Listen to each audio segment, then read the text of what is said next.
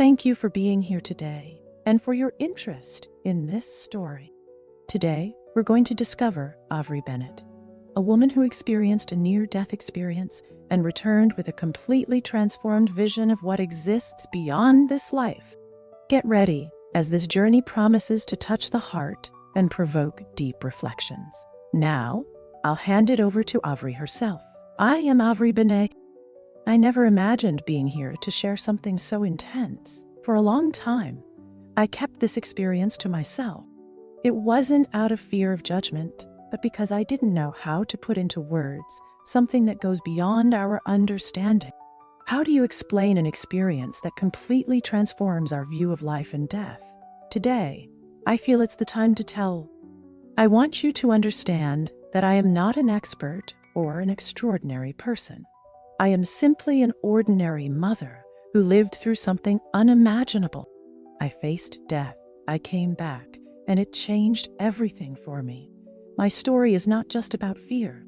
It's a journey of confronting mortality and returning with a new perspective. Sometimes you have to dive into the darkness to catch a glimpse of the light. Before this, my life was what many would call not normal. Ups and downs, daily challenges.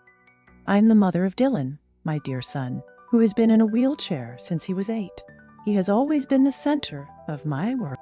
I was also married to Simon, and I thought our marriage was fine until I discovered a betrayal that shattered my trust. In the months leading up to the night that changed everything, I felt completely exhausted. A constant pain in my left arm bothered me, but I ignored it. There were so many responsibilities, so much going on, that I didn't have time to think about my health. Then, an ordinary night became extraordinary. When I crossed the line between life and death, my view of everything changed. I am here to share this experience, hoping it touches someone and offers a new perspective. I know this may sound fantastical to some, but I assure you that every word is true. My story begins in pain, but finds its way to hope. It's a tale of tough choices, love, suffering, and ultimately, a new purpose. I hope that as you listen to this journey, you'll be inspired to reflect on life and the decisions we make each day. The months leading up to that night were chaotic. My marriage was just a facade. Simon, the man I had built my life with, didn't just betray me. He did it with someone I considered a close friend. As if that weren't enough, she was pregnant. The pain was exacerbated by public humiliation. Whispers and pitying glances followed me wherever I went. I felt broken, but I had to be strong for Dylan. He too was facing his own struggles, and watching him battle his physical limitations was heart-wrenching.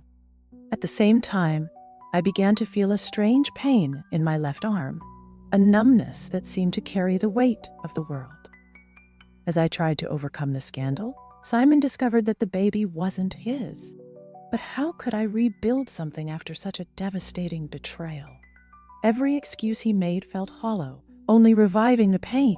The love that once existed had been replaced by deep resentment. I felt trapped in a meaningless marriage, in a life that seemed to have lost its way. My physical and emotional exhaustion grew day by day, and little did I know I was about to experience something that would change everything. The fateful night arrived without warning. I just wanted a moment of normalcy, a break to forget the attention. So, I decided to join friends for a poker game. It was a brief escape from reality, a moment where I could simply be myself. We laughed, chatted, and for a while, I felt free from the weight I had been carrying. It was like a breath of fresh air after being suffocated for so long. I didn't know then that that night would mark the beginning of something that would transform my life forever. Peace seemed to never last. When I finally began to catch a glimpse of happiness, Simon staggered in, clearly drunk. He brought with him the strong smell of alcohol and a bloodshot gaze, ready to obliterate any trace of peace I had found that night. It was something he seemed to excel at, turning moments of relief into storms. He demanded that I go home with him. In that moment, I was overwhelmed by a flood of emotions: anger at his intrusion, fear of what might happen if I refused, and a deep, almost paralyzing fatigue. For reasons I can't even explain today, I gave in. Maybe I was simply too exhausted to fight, or perhaps there was, in a forgotten corner of my heart, a flicker of hope that he could change. I had never taken the wheel of that vehicle, and the thought made me nervous. But once again, I found it easier to accept than to contest. We got into the car and the air was heavy, charged with unspoken tension. The drive felt endless, and I could feel his eyes on me, as if he were evaluating every move I made. The silence was suffocating until he decided to break it. He started talking about our marriage, alternating between regrets and accusation. At one moment, he was apologizing, and at the next, he was blaming me for not overcoming our issues. Then, in an unexpected gesture, Simon reached out and took my hand, not gently, but with reckless urgency. He removed the diamond ring he had placed on my finger years ago, a symbol that, for me, still carried the weight of a broken promise. That ring represented more than our marriage. It was a reminder of what I once believed: love, fidelity, dreams. This small act of resistance ignited a fury in Simon that I had never seen before. His face twisted into something terrifying, a mix of anger and contempt. Before I could react, he lunged at me. In seconds, I found myself pinned in my seat, his weight crushing my body. His hands, once filled with tenderness, were now a prison. He tightened his grip around my neck, pulling the air from my lungs. Panic consumed me. I tried to fight it, but it was futile. My body was weakening, and black spots began to dance in front of my eyes as my vision blurred. Images of Dylan flooded my mind. I thought of my son, how he would face the world without me. I thought of my family, my friends, the unfinished conversations, and the dreams I hadn't yet lived. Just when everything seemed lost, something extraordinary happened. The agony and fear vanished, as if someone had lifted a veil. Suddenly, I felt light floating above the chaos. I looked down and saw my own body in the car seat, Simon still trying to shake me and calling my name. That's when I realized I was no longer trapped in that reality. An overwhelming sense of tranquility washed over me. There was no more pain, fear, or worry, just peace. At that moment, an indescribable light appeared. It was warm, inviting, brighter than anything I had ever seen. It enveloped me in a love so profound that it seemed to fill every part of my being. As the light drew me in, I felt guided by a loving force, greater than any human understanding. The notion of time disappeared. Past, present, and future merged into a single existence. It was as if everything suddenly made sense, as if I had access to the very fabric of the universe. I was transported to a place beyond words. It wasn't a physical space, but a state of consciousness where everything felt connected. The colors were more vibrant, the sounds more intense, and the energy around me pulsed with life. In that moment, I felt a sense of belonging that I had never experienced before. I realized that my journey was just beginning. This moment, as frightening as it was merely the gateway to something far greater than I could have ever imagined. In this dimension of peace and understanding, I was filled with a transformative revelation. For the first time, I perceived the essence of life, the true nature of love, and the deep connection that unites all things. It was like seeing the universe as a complex tapestry, where every choice and every action left its mark on the vast fabric of existence. My life no longer felt like a linear timeline, but a rich mosaic where each moment, each connection, and each struggle contributed to shaping who I was. I thought about the mistakes I had made and the lessons I had learned. Curiously, I felt no regret. Instead, I was filled with absolute clarity and serene acceptance. In the midst of this epiphany, an enveloping presence approached. It wasn't a figure in the conventional sense, but a vibrant energy of love, unconditional love. It radiated safety like a loving guide lighting my path. We communicated without words, through feelings and a deep understanding. Every question I carried about life, suffering, and what lay beyond death was answered with immediate clarity. It was as if the answers had always been there, waiting for me to see them. I understood that life on earth is a journey of learning where challenges are stepping stones for our growth. I saw love as the most powerful force in the universe, transcending even death. My thoughts turned to Simon and his action. Instead of anger or malice, I felt compassion for the first time. I saw the pain, fears, and insecurities that consumed him. Even though these choices had caused so much suffering, I also thought of Dylan, my son, and an overwhelming love filled me that seemed to unfold endlessly. I understood that his life, with all its struggles, had a profound purpose. He was destined to impact many lives, teaching courage and resilience. As I absorbed these revelations, I felt a crucial choice presenting itself to me. I could remain in this state of peace and understanding, delving even deeper into universal truths, or return to my former life. The decision weighed heavily on me. A part of me wanted to stay, but another part felt a call, a purpose yet to be fulfilled. That's when something extraordinary happened. A vision took shape before me, revealing a future I could never have imagined. I saw Dylan, not as the limited child I feared he would become, but as a strong and confident young man. He stood tall, walking with determination. He was an adult, perhaps in his 20s, radiating joy. Beside him, a young woman looked at him with love and held his hand. She was his wife. My heart overflowed with joy. Then the scene changed, and I saw Dylan in a cozy home, playing on the floor with 2 young children, my grandchildren.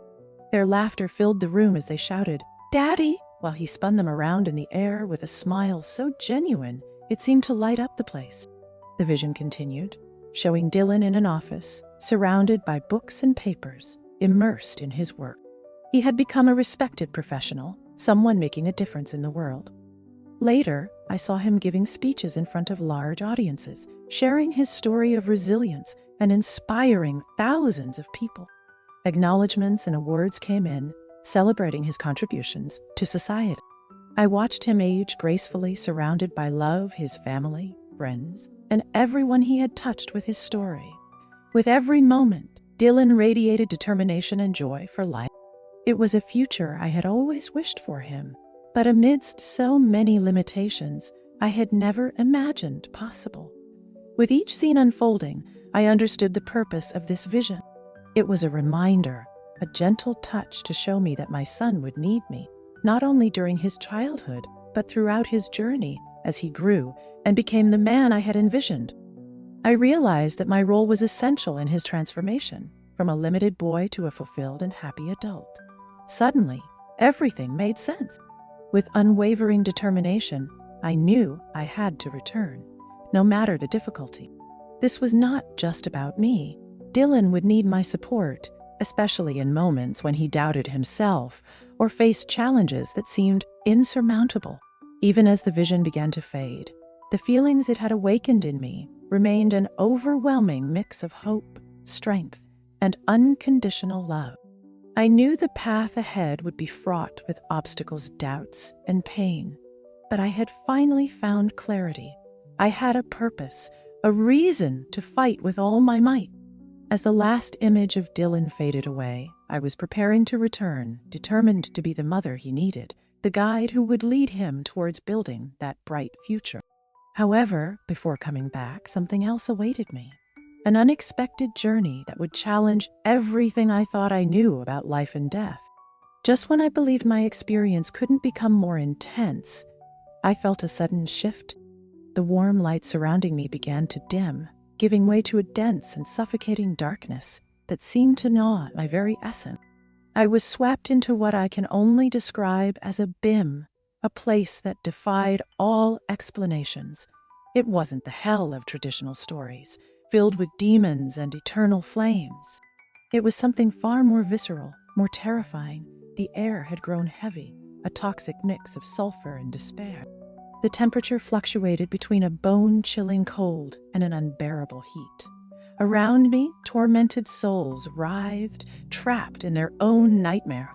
They were not confined to physical bodies, but seemed to suffer from a pain far deeper, rooted in their own minds and souls. Some were surrounded by flames that did not consume them, perpetuating their endless torment. Others were shrouded in an absolute darkness that seemed to extinguish all hope.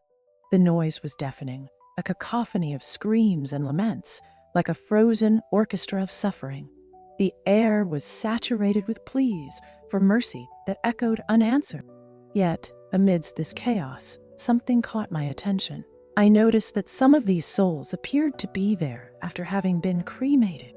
Confused, I turned to the faint figure of light that was still with me and asked in a trembling voice, "They are here because they were cremated?" The answer did not come in words, but as an immediate and profound understanding.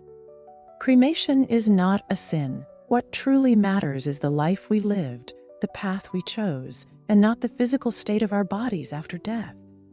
This understanding made me reflect deeply. This place was not an arbitrary punishment from an unyielding God, but a reflection of the choices and actions of each person while they were alive. It was a mirror where each soul confronted the consequences of what they had carried on their journey. I saw souls tormented by the pain they had caused others, trapped in an endless cycle of guilt. Some relived the moments when they had chosen greed or indifference over love. Others were imprisoned by their own inability to forgive themselves, experiencing their failures as an unending loop. I was overwhelmed by a wave of compassion. Many of these souls didn't even realize that they had a choice, that they could escape from there. Their own patterns of thought and regret kept them captive. In that moment, my thoughts turned to Simon and the violence he had brought into my life. On the contrary, a profound sadness washed over me. This experience in that dark place taught me a crucial lesson. Every choice, every action carries weight. Our personal responsibility is not just a burden, but an opportunity to shape our destiny and impact the world around us. I understood that even the most difficult decisions could be guided by love, compassion, and hope. And then, with this truth in my heart, I prepared myself for what was to come, knowing that even amidst darkness, there is always a choice. Every choice, every word, every action has the power to lift us up or drag us down. Ultimately, I felt a gentle tug, as though an invisible thread was guiding me back into my physical body, into the life I had momentarily left behind. This transition was gradual but full of meaning. I now carried the weight of the journey I had faced, accompanied by a new perspective on good and evil, heaven and hell. I realized that these concepts weren't physical places. My passage through this terrifying experience gave me a renewed determination to embrace life.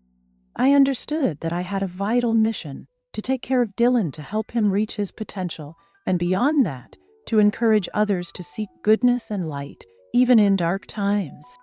Armed with this new purpose, I felt ready to face any challenge. However, in an instant, everything shifted. I was suddenly pulled back into my body, trapped once again in a shell of flesh and bone. Just moments before, I had floated in a realm of infinite peace, my consciousness expanded by universal truths. Now, all of that felt like a distant dream, dissipating like mist in the morning. The more I tried to grasp that knowledge, the more it slipped away, flowing like water between my fingers. As I struggled to breathe, my lungs seemed to have forgotten how to function. Each breath burned in my chest, pounding painfully, likely a result of the attempts to revive me. Every beat of my heart was a monumental effort, and the contrast between the excruciating pain in my body and the serenity I had known was stark. When I finally opened my eyes, the world around me seemed strange, almost unrecognizable. The colors were dull, the sounds muffled, as if everything was distant, beyond a thin veil separating me from reality. It was then that I saw Simon. He was there, with an expression of shock and terror, trembling as he shook me and called my name. His hands gripped me with desperate intensity, causing me to feel disgust. The man I had loved now seemed like a stranger, someone who had nearly taken my life. I tried to speak, but a mere whisper escaped my lips. "Let me go." To my great despair, Simon did not seem to hear, or perhaps he chose to ignore my plea. He continued to manipulate me in a misguided attempt to help. For me, it was yet another violation. With renewed strength, fueled by adrenaline, I pushed him away from me. Despite my exhausted body's protests, I stumbled out of the car. My unsteady feet touched the cold ground, and the night air enveloped me like a refreshing, sharp wave. I took a deep breath, savoring each inhale as if it were my last. My senses were heightened, yet still confused. The scent of damp grass, the distant sound of a barking dog, and the flickering streetlights created an unreal atmosphere. Behind me, Simon got out of the car, his frantic voice blending anxiety with regret. "Please, let me help you. I'm sorry. I don't know what got into me." When I turned to look at him, a shock gripped me. In light of everything I'd been through, Simon seemed smaller, diminished, pathetic. His eyes were filled with fear, regret, and confusion, which sparked a brief feeling of compassion in me, almost as if I were witnessing the chaos we had both created. For a moment, I stood paralyzed, torn between anger and understanding. I could give in to hate and let the past consume me, or I could move forward guided by love, compassion, and the promise of a different future for me, and especially for Dylan. This choice would be the next step in my journey. But then, the reality of those actions hit me once more. The marks of Simon's hands burned still on my neck, and the memories of suffocation, of despair, came rushing back like a dark tide, engulfing me in waves of pain and indignation. "Don't come closer," I managed to say, surprising myself with the firmness of my voice. "It's over, Simon. It's over." He took a step forward, his hand outstretched, as if he wanted to reconnect. My instinct reacted instantly, and I backed away just as quickly. "Please, Avri, can we talk? I can change, I swear." His plea broke something inside me, as if a dam had burst, releasing all the anger and fear I'd kept buried for so long. "Change?" I yelled, my voice echoing in the silence. "You nearly killed me, Simon. No, actually, you did kill me. I died right there, in that car." He looked at me with a vacant, confused expression, unable to grasp the depth of my words. How could I explain to him the journey I'd just been on, the death I had experienced, the hell I had glimpsed? "You don't understand." The words burst from me like a torrent. "I've seen things you wouldn't even believe.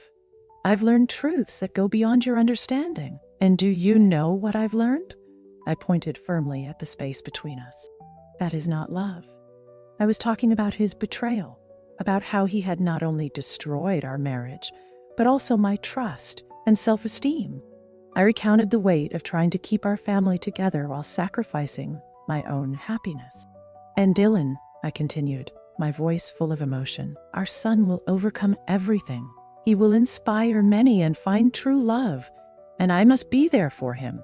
With each word, a strength was growing within me. This wasn't anger, it was a purpose. That night was not just an end, it was a turning point. "It's over, Simon," I said, now calm. "I'm leaving and you won't stop me. If you want to change, do it. But without us." As I walked away, I heard the metallic sound of my diamond ring falling from his hand and hitting the ground. I didn't look back. The story was finished. I left into the darkness of the night, my body exhausted but my heart light, as it hadn't been for years. In a way, I was being reborn. That night, I was ready to embrace what would come, with the clarity of someone who had finally freed themselves. I knew the road would be tough, that there was much to heal. But for the first time in years, I felt joy in the face of the unknown.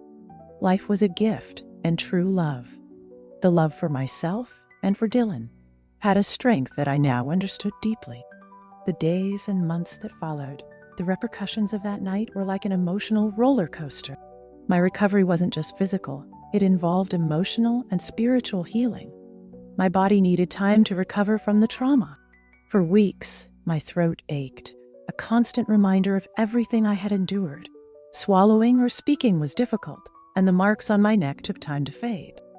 But the physical pain was just the beginning. The real challenge was managing the emotional and psychological impact of the attack. At first, sleep wouldn't come. Every time I closed my eyes, the memories would return, reliving every second of suffocation and fear. I closed my eyes and was thrown back into that terrifying night. Panic, suffocation, darkness. Every detail came back to me with painful clarity, as if I were reliving it all over again. This is what drove me to seek professional help. I knew I couldn't face everything alone. Therapy sessions became a cornerstone of my healing. At first, revisiting the trauma and expressing my fears was terrifying, but gradually, I began to untangle each layer, not just the attack, but also the near-death experience. Talking about my journey beyond life was even harder. How do you put into words something so profound? I feared my therapist would think it was all just a figment of my imagination. Healing became more than just regaining my balance. It also meant confronting a mountain of emotions, especially when it came to Simon. I fluctuated between anger and betrayal, but there were moments of understanding. I remembered the compassion I had felt for him that night, recognizing his own pain. The challenge was to reconcile those feelings without losing sight of my goal to keep moving forward. Dylan was my anchor through all of this. At first, he was confused, not understanding why we were at his aunt's or why his father was no longer with us. I explained it to him as gently as I could, avoiding heavy details. Seeing Dylan's resilience gave me strength. He adapted to this new life with inspiring courage. The vision I had of his bright future became my motivation, even on the darkest days. Going back to work was another challenge. At first, it was hard to concentrate, and I felt the curious glances and pitying expressions from my colleagues. But over time, I found my rhythm again. The biggest change, however, was my new perspective on life. After brushing with death, the little joys, Dylan's laughter, the warmth of the sun, the first sip of coffee became treasures. I began to meditate, seeking the peace I had felt during my experience. Of course, it wasn't always easy. Some days reality felt far away from this moment of serenity, and I questioned everything. But in moments of silence, that connection returned, reminding me that there is something greater out there. My spirituality underwent a deep transformation. I wasn't following a specific religion, but I believed in the goodness of the universe and the invisible thread that connects us all. Every obstacle became an opportunity for growth. Slowly, I faced those moments with an open heart. My journey was no longer just about healing, but a profound transformation. The woman who emerged from this experience was stronger, wiser, and more compassionate. I had faced my greatest fears and death itself, and I came out with a new sense of purpose. Years later, reflecting on my near-death experience, I realized how much I had changed. This event was more than just a scare. It had been a turning point. One of the biggest transformations was my relationship with Dylan. The vision of his future became my guiding star. I began to see beyond his physical limitations, focusing on his immense potential. Encouraging him to dream big and not settle for less became my mission. Dylan inspired me every day with his resilience. He faced every challenge with incredible determination. When the doctor suggested experimental therapy to regain his mobility, he accepted without hesitation. It was a long and painful journey, filled with frustrating days and moments of tears. But every time discouragement threatened to overwhelm us, I held tightly to that vision of Dylan, walking, smiling, and fully alive. That image gave us strength. Years later, seeing Dylan take his first steps unaided was breathtaking. It wasn't an instant miracle. It was the result of hard work, perseverance, and faith. In that moment, I understood why I had been given a second chance. My perspective on life and death had changed forever. Before, death terrified me. Now, I faced it with a peace I had never imagined. Leaving this world? Absolutely not. My journey showed me how precious and meaningful life is. Today, I see death not as an end, but as a step toward another form of existence. This understanding has transformed the way I live. I began to appreciate every moment and to see the importance of every interaction. I learned to leave grudges behind and to suspend my active judgments.